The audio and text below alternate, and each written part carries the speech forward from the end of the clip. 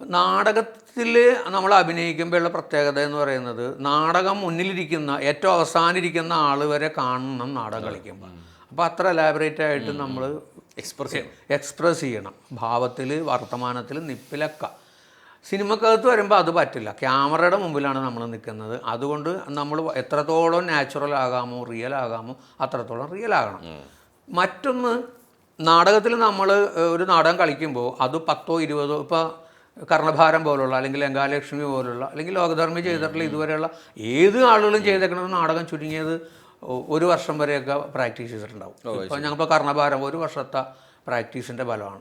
ലങ്കാലക്ഷ്മി ഏതാണ്ട് 1 വർഷത്തെ പ്രാക്ടീസിൻ്റെ ഫലമാണ്. അത് ലോകധർമ്മി ചെയ്തേക്കുന്ന ഏത് പ്ലേ എടുത്താലും അത് 1 വർഷത്തെ.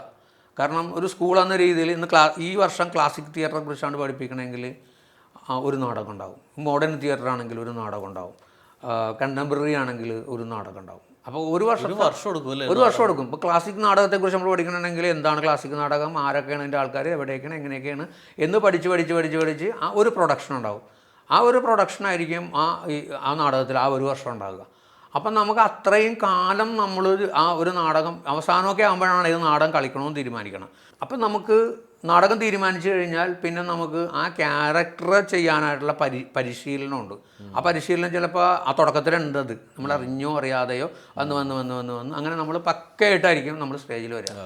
അപ്പം നമുക്ക് കുറച്ച് വിശ്വാസമുണ്ട്, കോൺഫിഡൻസ് ഉണ്ട്, അത് ചെയ്യാം. ഒപ്പം നമുക്ക് ഓർത്തു വെക്കാം. നല്ല ആക്ടേഴ്സൊക്കെ ആണെങ്കിൽ ഇംപ്രവൈസേഷൻസ് എന്തെങ്കിലുമൊക്കെ ചെയ്യാൻ സാധ്യതകളുണ്ടോ എന്നൊക്കെ ഓർത്തു വെക്കാം. പക്ഷേ ഓർത്തു വെച്ചൊന്നും വന്നോളണമെന്നില്ല. ചിലപ്പോൾ സംഭവിക്കാൻ പോകുന്നത് വേറെ എന്തെങ്കിലും ആയിരിക്കും.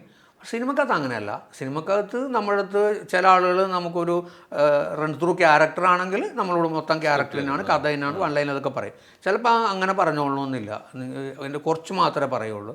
അപ്പോൾ നമുക്ക് കുറച്ച് ഡയലോഗ് നമ്മൾ ചെല്ലുമ്പോഴായിരിക്കും നമുക്ക് ഡയലോഗ് തരിക. സിറ്റുവേഷനൊക്കെ അപ്പോഴായിരിക്കും പറയുക. ആ സമയത്ത് നമുക്ക് ചെയ്യാൻ പറ്റണം. അത് നമുക്ക് വെല്ലുവിളിയാണ്, നിസ്സാര കാര്യമല്ല അത്.